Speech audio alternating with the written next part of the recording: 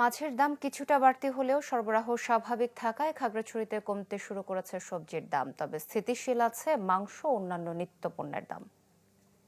খাগড়াছড়িতে যে নিত্যপণ্যের বাজার সেটি এখনো স্বাভাবিক রয়েছে এবং যে নিত্যপণ্যগুলো রয়েছে বিশেষ করে পেঁয়াজ, তেল, ডিম, আলু সহ যে এইসবের দর আগের মতো রয়েছে বলে ব্যবসায়ীরা বলছেন। এবং আমরা দেখেছি খোলা বাজারে কিন্তু পেঁয়াজ 65 থেকে 65 টাকায় বিক্রি হচ্ছে এবং এর চেয়ে পাইকারি 55 থেকে 60 টাকায় বিক্রি হচ্ছে। এবং এর পাশাপাশি আলু থেকে শুরু করে ডাল, অন্যান্য যে নিত্যপণ্য রয়েছে তার দাম কিন্তু স্বাভাবিক রয়েছে। এবং এর পাশাপাশি ডিমের যে বাজার সেটিও কিন্তু গত কয়েক দিনের যে পরিস্থিতি সেটিও স্বাভাবিক রয়েছে এবং সরবরাহ ঠিক থাকার কারণে কিন্তু বাজারে যে খুচরো পর্যায়ে যে দর সেটি কিন্তু স্বাভাবিক বলছেন ব্যবসায়ীরা। এবং এই সবজির বাজার যেটি সেই সবজির বাজারে কিন্তু অনেকটা স্বস্তি ফিরেছে। এবং গেল সপ্তাহ কিংবা তার আগের সপ্তাহে যে বন্যা কিংবা অন্যান্য পরিস্থিতির কারণে যে সবজির বাজারে একটি ঊর্ধ্বমুখী চাপ ছিল কিংবা ঊর্ধ্বমুখী একটা পরিস্থিতি ছিল সেটি কমেছে। এবং আমরা দেখেছি চলতি সপ্তাহে অথবা কিংবা গত সপ্তাহেও কিন্তু দেখেছি সবজির দাম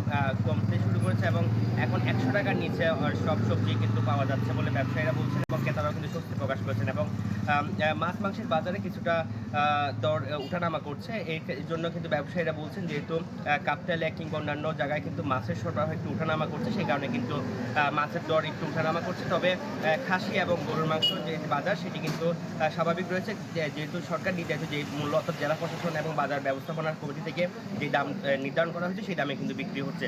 তো সবকিছু মিলিয়ে আমার কাছে এই ছিল খাগড়াছড়ি থেকে বাজার পরিস্থিতির খবরাখবর।